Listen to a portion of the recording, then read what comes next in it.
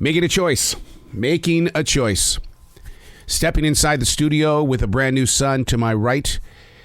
Its rays stretching through the greenness of this forest. The leaves of the trees, the needles on the pines. The grass. I can see the lake. Making the choice to allow the universe to move through you instead of you moving through it. Do you understand the choice there? You know, when we tend to plow through things, we tend to move things from where they naturally were, and we feel like that we are the kings. We are the ones that are in control, when in fact, I'm not sure that's the way it's supposed to be. I think that we are a part. We're just an element. We are here, but we aren't supposed to take over. It's a choice. Where are you at in your place of making decisions at this present moment?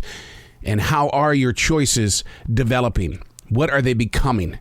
What were they yesterday? In fact, I don't even want to talk about yesterday. It's done. We let it go. We drop it off like fruit on a tree. When the limbs of that tree are done with that apple, it falls to the ground for a reason. I'm done. Go away. That's what we should be doing with our yesterday. Hey, it's Arrow. This is The Choice. This is what I was writing while the sun was waking up on a brilliant new day. Today we're reading from July 7th. 2022, 7/7/22. Not even 30 steps into the daily sunrise walk this morning through the forest. Jazzy, my disaster artist dog, she and I entered an amazing display of how natural the world still is. 2 turtles making whoopee right there in front of us. They were going at it. They didn't quickly jump into their shells. They didn't bother looking away. It was almost like we were receiving a turtle smile. I've been a part of this collection of trees for 30 years, and never once have I ever fallen witness to a summer of love just like this. Now, spiritually speaking, the turtle represents calm. Let go of the bad memories and cleanse your soul in water. That begins with recognizing what's living beyond our system of self, seeing that we aren't and have never been alone. The animal kingdom is more than willing to help teach every single one of us the lessons required to find the peace that we seek. As much as we want to take from them, the relationship means we've got to give back to them. Nature is always present, and so should we. But how do you do that? How do you do that in a world where there are so many highways and freeways and toll roads and big buildings and communities that have like these gigantic apartment complexes, and there's cars and people everywhere? How am I supposed to get back into nature when everything natural seems man-made? I get it. I'm one of the lucky people who in 1997 chose to not be a man-made product and decided to plant 1,700 trees throughout this forest.